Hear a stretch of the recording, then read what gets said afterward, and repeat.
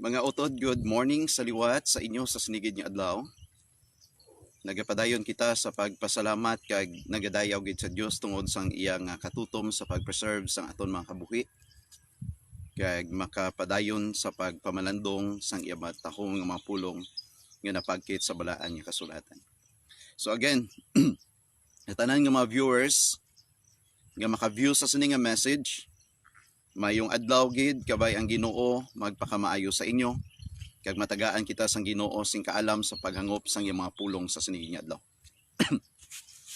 So sa sining nga aga mga padayon kita sa pagtuon sang portion sang Book of Revelation. Last time gintakol naton ang chapter 7 about the event during the tribulation period, especially those people called the 144,000 known as Jewish evangelists. So again luyag ko inibasahon ang chapter 7 agod makita naton ang view kag ang ginapresentar sa Biblia sa isa kadako nga pagkilala kung sino ini ang mga tawo nga gina-record sa Bible, especially this book of prophecy, the book of Revelation about the 144,000.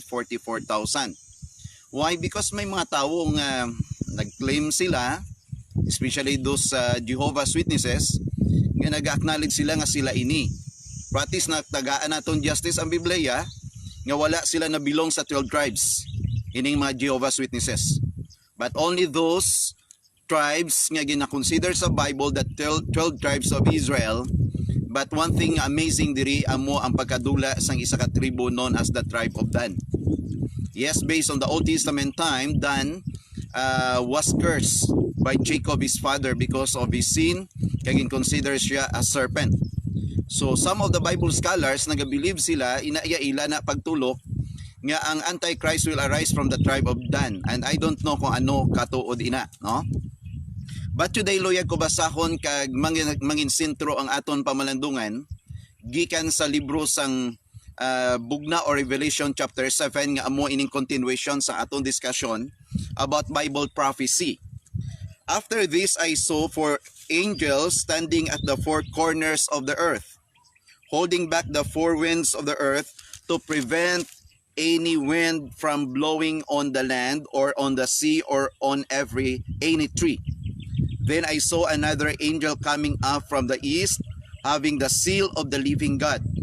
He called out in a loud voice to the four angels who had been given power to harm the land and the sea. Do not harm the land or the sea or the trees until we put a seal on the foreheads of the servants of our God. Then I heard the number of those who were sealed, 144,000 from all the tribes of Israel. From the tribe of Judah, 12,000 were sealed. From the tribe of Reuben, 12,000. From the tribe of Gad, 12,000. From the tribe of Aser, 12,000. From the tribe of Naphtali, 12,000. From the tribe of Manasseh, 12,000. From the tribe of Simeon, 12,000. From the tribe of Levi, 12,000. From the tribe of Issachar, 12,000. From the tribe of Zebulun, 12,000. From the tribe of Joseph, 12,000. From the tribe of Benjamin, 12,000.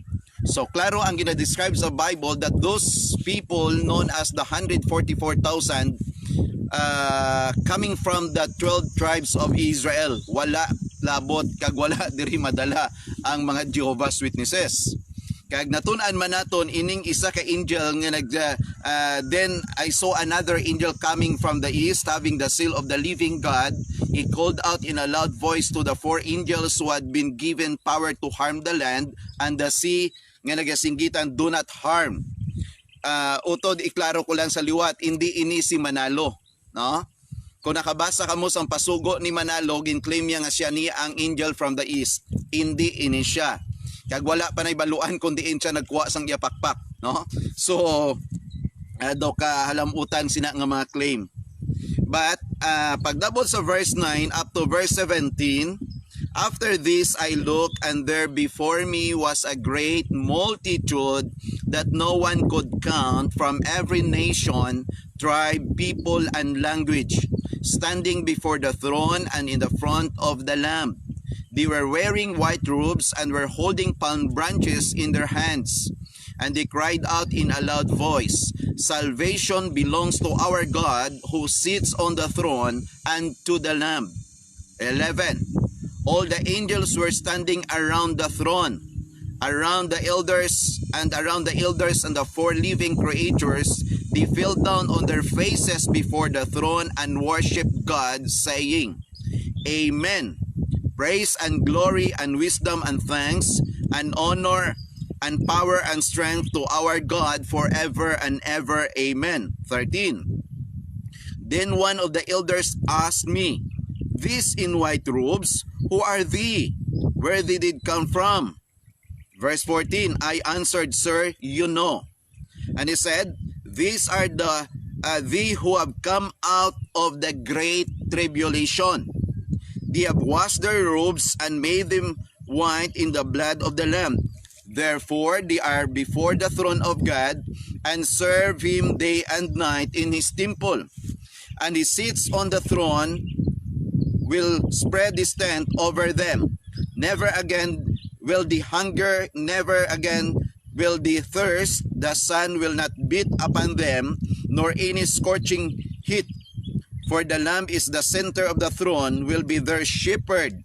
He will lead them to springs of living water, and God will wipe away every tear from their eyes." So mga utod sa liwat tuloko naton ang ginadescribe sa Biblia, no? Ang aton ginadiskasan, this is one of the hardest portion in the scripture known as the book of Revelation.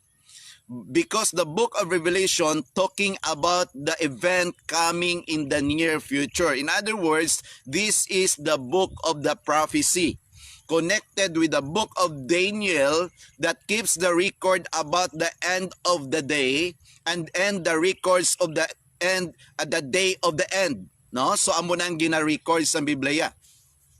Now, sa sini nga aga, luyag naton liwat balikon. Sino ini ang 144,000? No? So amon ni ang pamangkot. Ang sabat sa Biblia, the 144,000 known as the Jewish people by blood. No? So ginkuha sila 12,000 from every tribes, the 12 tribes pertaining to the tribes of Israel. So meaning to say, the event in chapter 7, this is the event during the tribulation period. No? Isa ini ka event nga mahanabo right after the rapture. So again, a sort of review, the 70 weeks of Daniel prophecy, the 69 weeks was already fulfilled. It was fulfilled during the rebuilding of walls and temple, and then the 62 weeks already fulfilled when the Messiah was crucified. And there was 1 week missing. Kag ginatawag ina nga may ginatawag nga the divine time gap. Nga ini ang 1 week nga missing, gina-describe in Daniel chapter 9 that there will be a sign of the covenant in the time of tribulation, the covenant between the Antichrist and Israel. Because that time the Antichrist na-deceive sila, because nagalong sila that this Antichrist known as the true Messiah. So they signed the covenant of peace, but after that covenant, ang Antichrist i-dissolve ini. It was declared by Paul in the book of 2 Thessalonians chapter 2 that this Antichrist magasulod sa templo, because there will be a rebuilding temple in Jerusalem. Magasulod ining Antichrist and he will declare himself as a God. So people will worship him, and that time dira na maintindihan sa mga tao sang Israel nga na-deceive sila. Now, ari kita subong sa padayon nga pagtuon kung sino ini ang 144,000. So the 144,000 again known as the Jewish evangelist. Kag na-describe sa Biblia, let's go back now discussing the text in verse 1 and verse 2. After this, I saw four angels standing at the four corners of the earth, This is the quadrant of the compass, no? Yung not the masing naton the square portion of the earth, but the four direction. Yeah, there will be angels nga makita naton that in the future nga may ara sila, they were assigned and God give them authority, in charge them sa pag-harm sang mga trees, sang tanan-tanan nga sa din ara sila ang time to unleash the fury of the wrath of God. But in verse 2, then I saw another angel coming up from the east, having the seal. Take note, this one angel may ara sa nga silyo sang buhi nga Dios. And he called out in a loud voice to the four angels who had been given power. These four angels had been given power to harm the land, the sea, and the trees. But the other angel called them in a loud voice, do not harm the land, nor or the sea or the trees until, take note, ang otoridad nga ginatag sa ila to harm the four areas of the world, to harm the trees, to harm the sea, and to harm the gina-consider diri land. Siling sang angel sa ila sa sining apat, do not harm the land, the sea, the trees until, take note, until we put a seal on the foreheads of the servants of God. So meaning there will be a sealing nga mabutang sa sining 144,000. We do not know kung ano ining design sang silyo, but ang book of Revelation 14 verse 1 naga-record nga ang silyo is the name of the Father, no? So the name of the Father. But diri ang description sang Biblia, they were sealed on their foreheads. One thing I believe that this seal is the seal of divine protection from the wrath of God nga i-pour out sa kalibutan. So in other words, they were be sealed by these angels sa ila mga agtang, this 144,000, this is the protection. Because in the Bible, the seal, it is the authority, the authenticity, and the masing naton the security and the protection. So they were protected by God through the seal nga ibutang sa ila in the name of God, in order nga i-protect sila from the harm nga ipadala sang Dios, from the judgment of God. Now, so sa sini nga agat, aton karon talupang don ang pila diri ka mga bagay, sino ini ang 144,000. So, another thing, they are separated for coming judgment. Now that is verse 1, 2, and 3. These 144,000 are separated from coming judgment.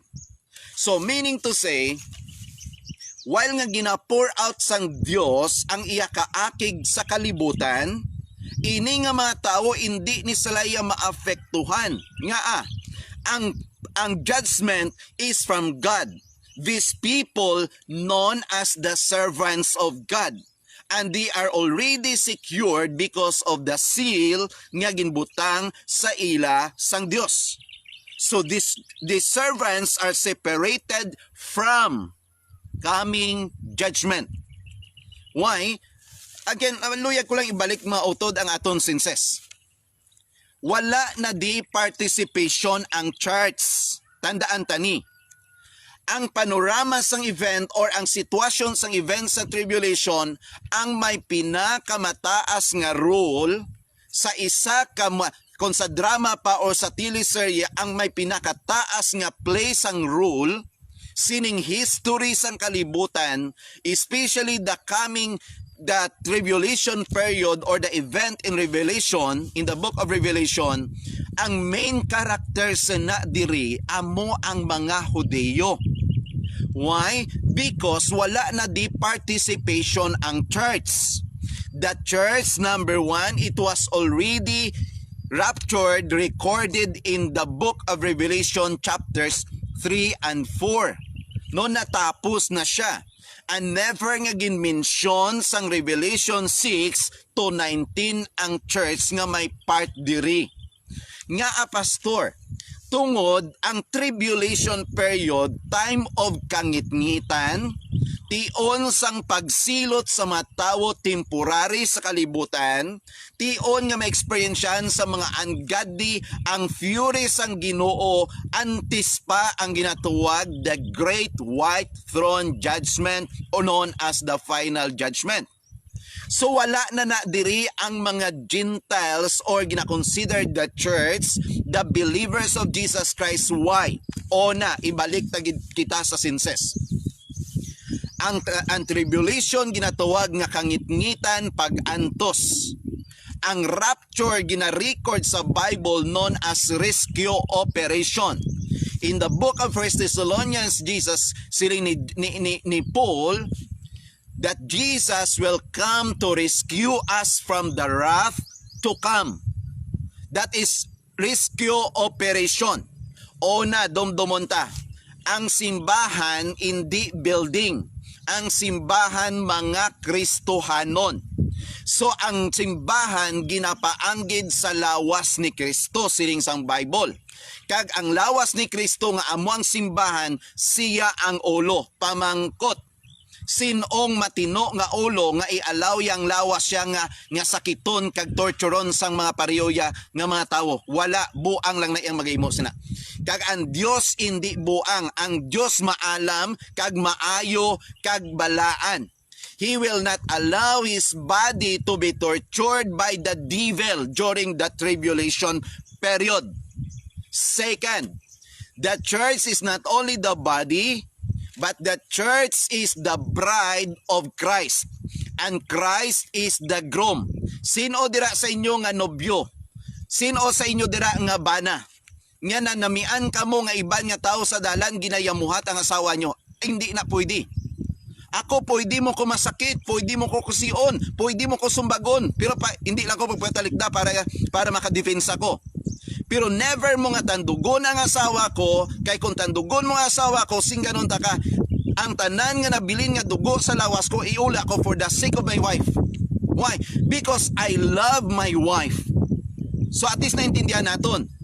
Once you love your wife, hindi mo pag-ialaw ang bisan sino nga tawo nga maghalit sa asawa mo. And the church is the bride of Christ. We are the church of God. We are the body of Christ, and we as a church as the bride of Christ, and Christ is the groom. Therefore, in the middle or the time of tribulation, wala na depart ang body, wala na depart ang bride. Because nakuha na sang head, nakuha na sang groom ang iya nga asawa. So at least klaro ang presentation sang Bible. Now, in chapter 7 or in chapter 6, last portion in verse 17, for the great day of the wrath has come. Who can stand? That's the question. Who can stand sa ginatawag naton the coming wrath of the Lamb? The answer is in verse 1, 2, and 3. This for 144,000 people known as the Jewish by blood, they were protected, they were sealed and secured. In the midst of the judgment of the wrath of God, makatindog sila because hindi sila affected. Why? Because they are separated from the coming judgment during the tribulation. So diri naton makita nga ang kataom like the sun that rises from the east to sustain and preserve life on earth, this angel of divine protection keeps the faithful 144,000 preachers safe from the judgment of God. Nootod amo inaiyak kanami sang ginapakayag sang Dios kung ano siya ka mapinalanggaon nga nagaprotect sa aton tanan. Na another thing, in chapter 14 verse 1, anong ginahambal sang Revelation, if you have your Bibles with you, dira sa inyong mga puloy-an subong, please turn with me. Okay, Revelation 14:1. Then I looked, Sili ni John, "Then I looked, and there before me was the Lamb standing on Mount Zion. With him, the 144,000 who had his name and his father's name written on their foreheads." Okay? So nakita ni John nga ang 144,000 nanging kaupod na sa Diyos. Ano ang buot silingon sa verse 1? They are secured in the midst of tribulation. The 144,000 separated from the coming judgment. The 144,000 secured in the midst of tribulation. These 144,000 Hebrews, sealed Hebrews, will be protected from Satan and from the Antichrist throughout the entire tribulation period. No one has been overlooked. Utod, ginaprotect kag i-protect sila sang Ginoo kag hindi sila mahalitan. Okay, let's go back now in chapter 7 of Revelation verse 9. Okay, tan-awan naton diri mga utod ha. After this, I looked, and there before me was a great multitude that no one could count, from every nation, every tribe, every people, every language, standing before the throne and in the front of the Lamb. They were wearing white robes, were holding palm branches in their hands. Now, anong buot siningon sini? Utod may kaluwasan pa, may tsansa pa sa evangelism sa tribulation. Okay, ikaw sabat sina. May ara pa ba lang nga mga tao nga magkalaluwas during the 7 years tribulation sa bugos ng kalibutan? Yes. Abi naton ang ginatuag naton time of salvation or grace, ari lang sa aton present dispensation. But if we study and dig deeper in the book of Revelation, in times of tribulation period, there will be massive revival. Take note. There will be massive revival. Because from every tribes, every tongue, every nation, every people throughout the world, take note, there will be multitudes that you could not count. Imagine. So, in other words, the ministry of the 144,000, they are successful in their ministries. Imagine. Subong walihan mo ang mga tao, daway lang. Ini mautod naton nga sang wala pang pandemic, wala pa kialam sa ilang mga kalag. Nag-abot ang pandemic, daw wala lang labot sa ilang kalag. Hindi bala? Nga kung supposed to be this pandemic is a good and masinaton a vivid reminder for us nga ang tao makarealisar nga magbalik na sa Ginoo because we are all vulnerables. And the life is full of uncertainties. Pero tanawa sa mga simbahan ta. Mga walang pakialam nga mga membro sang una, hasta nag-abot ang pandemic, wala man pakialam sang kalag nila. So in this period of pandemic, hindi mo na feel even sa mga simbahan ang revival. But in the times of tribulation period, there will be a massive revival of makonsider naton soul winning sa mga tao nga man. Because of the pressure, because of the persecution nga mahanabo sa ila, you know what?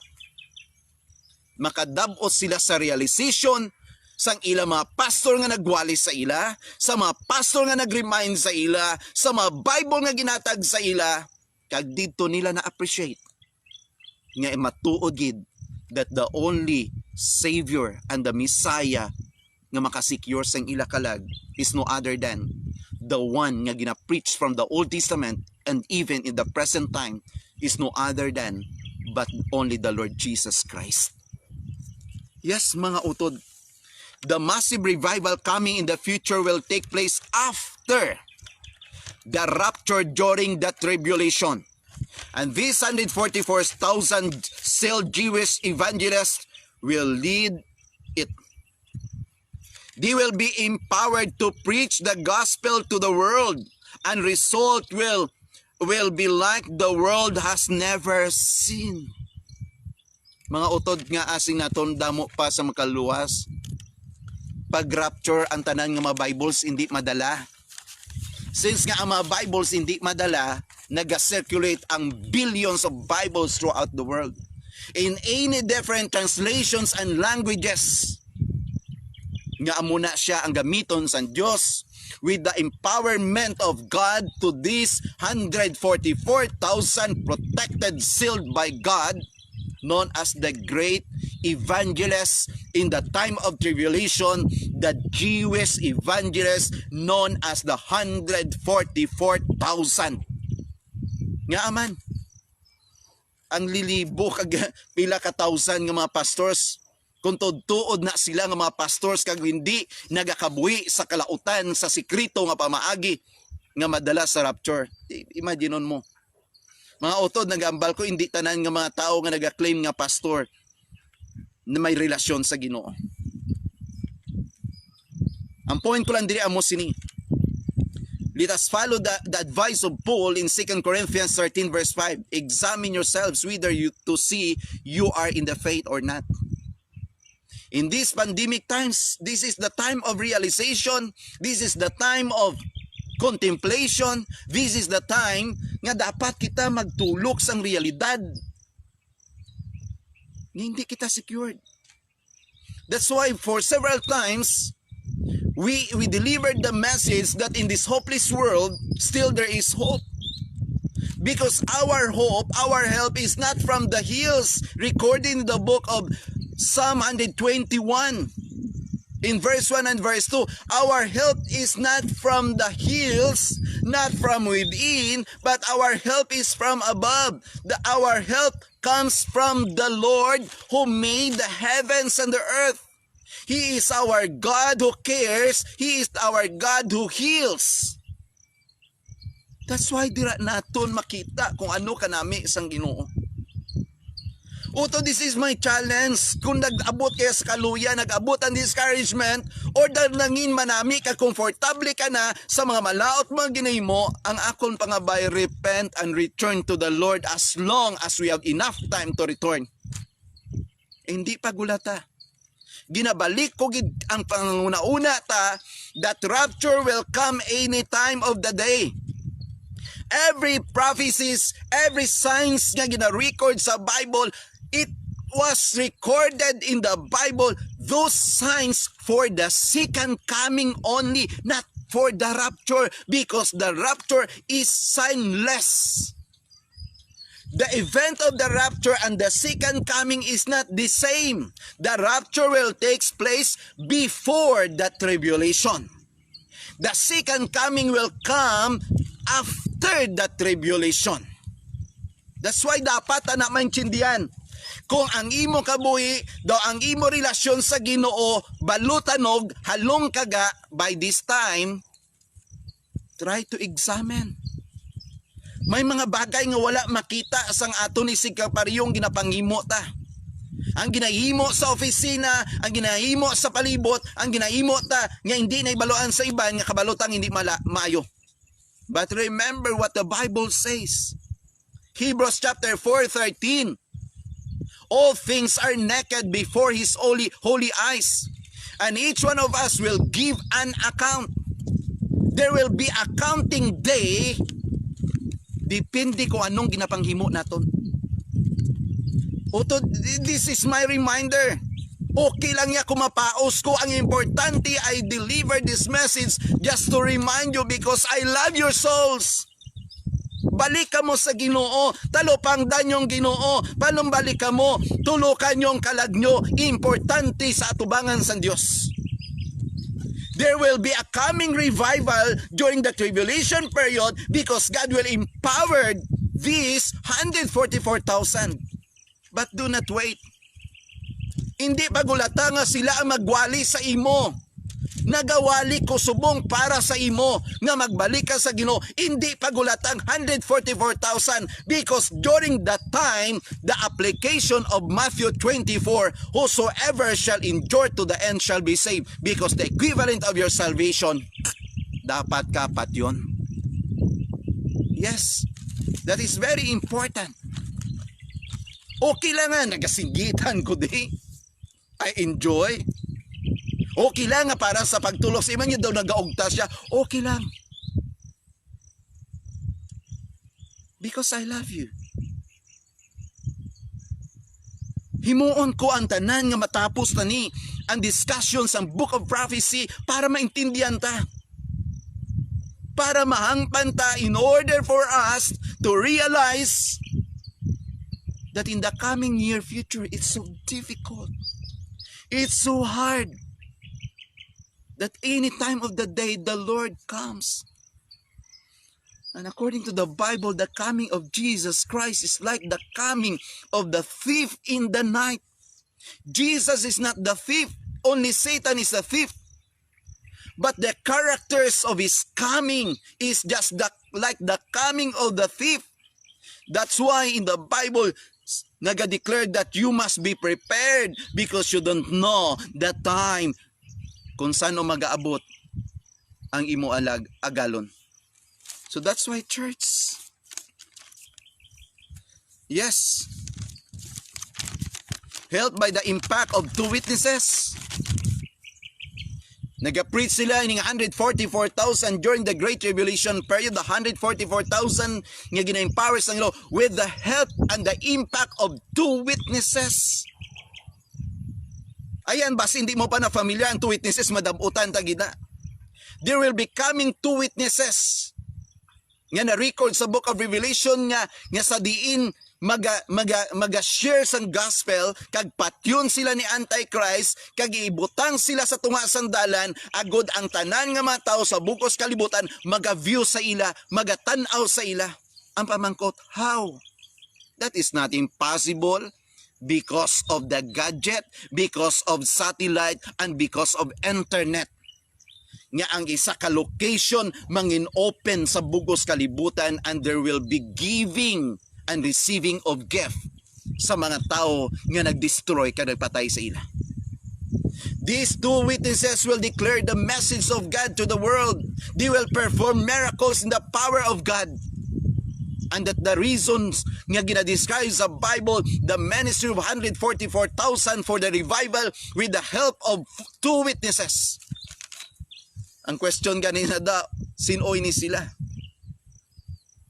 Tunan ta lang na, hindi ko na pagsabton subong kung sino ning duha ka witnesses. Yes, helped by the impact of two witnesses, Revelation chapter 11, and the sobering effect of international calamities. While nag-preach ang 144,000, nag-ragobrub ang mga linog sa kalibutan nga manabo, ang mga dinagabong sa mga bomba kag mga ilinaway. Makadumdom ka pa mga sawa? Makadumdom ka pa nga mag-shopping? Dumdumon mo na lang na kung sino magaluwas ang kalagmi. Calamities. The 144 Jewish evangelists will cover the earth with the gospel of Jesus Christ. Why?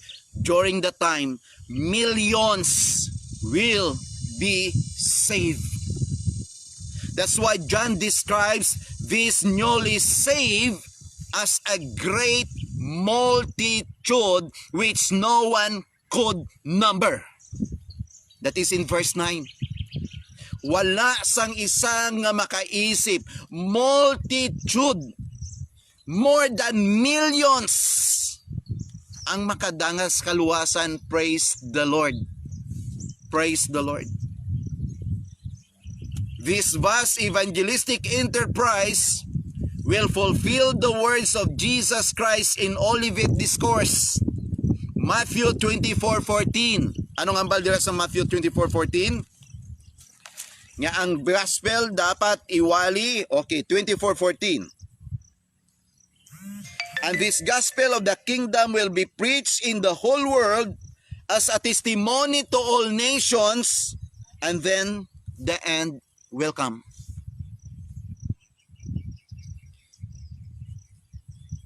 Gina-record sa Bible in Daniel, the end of the day.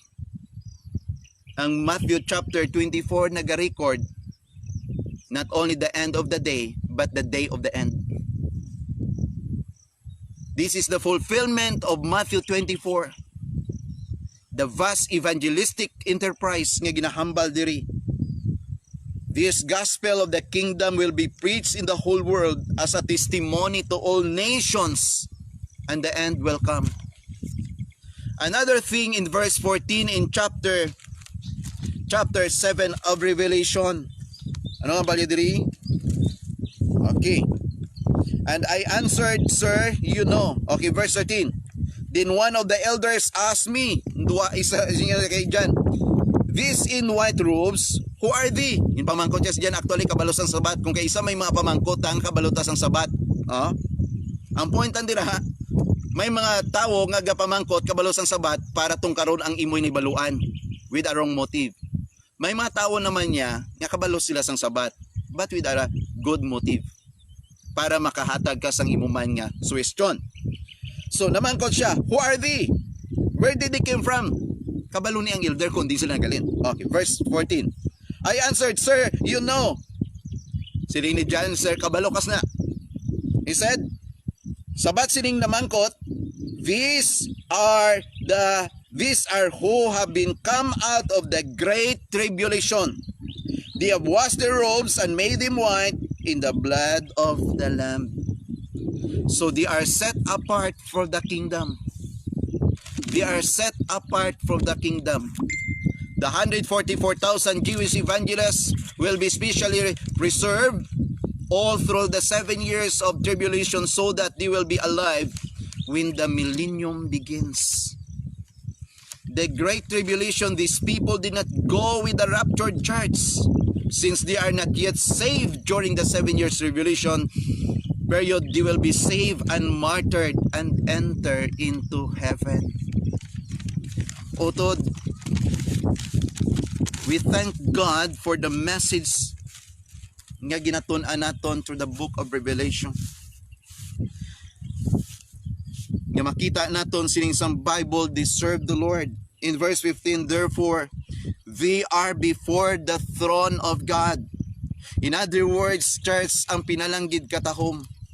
Manining doktrina ning sang iban sang soul sleep gabalintong giniya sa ginatudlo sa Biblia. Nga para sa ila kumapatay ang tao, ang kalag sang tao gakatulog sa lulubngan. Wrong. Wala sang soul sleep nga ginatudlo ang Bible. This event in verse 15, wala pa matapos ang tribulation, nga ginpamatay sila, ginpang-murdered sila, nagkalaluwas sila. Pagdabot sa verse 15, they are before the throne and serve Him day and night in the temple. Di lang lawas nila, wala pa sila sang resurrected bodies. So ginatudlo sa inyo sa ibanda nga mga sikta nga may soul sleep, wrong. Hindi na among Bible. Because soul is immortal and still conscious after death. That's why in chapter 6 verse 9 and 10 nagaambal that those who are people who were beheaded during the tribulation period, their souls are under the altar of God. They cried out, how long, O Lord, will you avenge our soul, our body to those people on the earth nga nagpamatay sa amon? Wala pa sila lawas. But they cried out to the presence of the Lord. They were conscious to their torturers. They were conscious to their situation. And they were conscious about God. So ang nagatudlok sang soul sleep, mga butigon ina kay wala na sa Biblia nga doktrina. So luyag ko lang na iklaro because I know someday there will be people coming to your home nga magatudlo sang doktrina nga soul sleep. I tell you, hindi ina matuod. Because verse 15, they are before the throne, serve God day and night in His temple. And who sits on the throne will spread His tent over them. Church, the point amo sini. Ang pamangkot may templo bala sa langit? May i-build bala nga temple sa langit? In this temporary period of time during the millennial reign of Jesus Christ, there will be temple.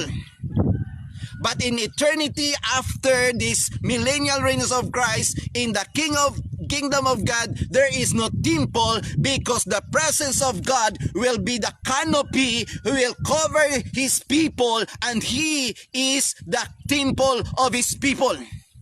Wala iya sa material nga temple sa langit. But in this earth, during that period of millennial reign of Christ, there will be coming temple. But in the future in heaven, there will be no temple, because the temple referring to God Himself, His presence will become the canopy to cover His people nga gina-record sa Biblia. For the Lamb at the center of the throne will be their shepherd. He will lead them to springs of living water, and God will wipe away every tear from their eyes. Ang mga pagluha, actually the word tears from their eyes is not the tears of sadness. Kung nakita naton in the upper portion of the verses, nagahold sila sa mga branches. It speaks about the declaration of joy and victory. And they were, since ang Bible, God will wipe the tears from their eyes. Why? That is not the tears of sadness, but the tears of joy. Time comes in heaven, everything will become new. Every creation in this world will be remembered no more. That even in heaven, God, in the book of Isaiah, hindi na pag-ialaw sa Dios nga madumduman mo sa kalibutan kag sa mga tawo nga ning kaupod mo ang bad memories. God will wash out from our memories all those bad memories in the past, because He will create everything becomes new. Utod sa sininga aga, ginaapilar ko gid sa siling ko kagaina, hindi paganduma nga ang mawali sa imo ang 144,000. Tungod ina sila na design sa tion sang kangitngitan, sa tion nga gusto sang tao manago sa buho, sa tion nga ang tao manago sa bisan diin nga lugar. Hindi sila pagulata nga sila mawali sa imo pa magbalik sa Ginoo. Ginawalihan ta kasubong para magbalik ka sa Ginoo. Talupandon mo, wala sang salakyan, wala sang manggad sa kalibutan, wala sang anuman nga napundar ta sa kalibutan nga dalon ta sa dos kamatayon ta, wala. So kung nagmanggaranon ka man, may salakyan ka man, may pagkabutang ka man, nagarner mo sa kalibutan, hindi magpabugal, kay ginhulam mo lang na, kag hindi ka tag-iya sina. So ang pinaka-importante nga sa sining nagatuon kita sang revelation about the coming event in the near future, any time of the day, the Lord will come. The time of rapture. So therefore you must be prepared. Always check your heart, because there will be no second batch rapture. Rapture will come only once. No second batch. So I hope and I pray ngayon nga mensahe magapanumdum, maga-inspire sa imo, maga-remind sa imo, mag-strengthen sa imo, kag talupangda kung anong ginahimo sang Ginoo para ka makadangat sa kaluwasan. Again, sa tanan nga mga viewers, sa tanan nga mga pastors nga kasubong ko, nag-aabot sa aton ang kaluya, nag-aabot sa aton ang discouragement, nag-aabot sa aton may mga time nga nagaka-hurt kita, hindi sa pamilya ta, kundi sa simbahan nga ginapangabudayat. But do not stop. Do not give up. Continue to preach the word of God, only the whole counsel of God. Do not compromise.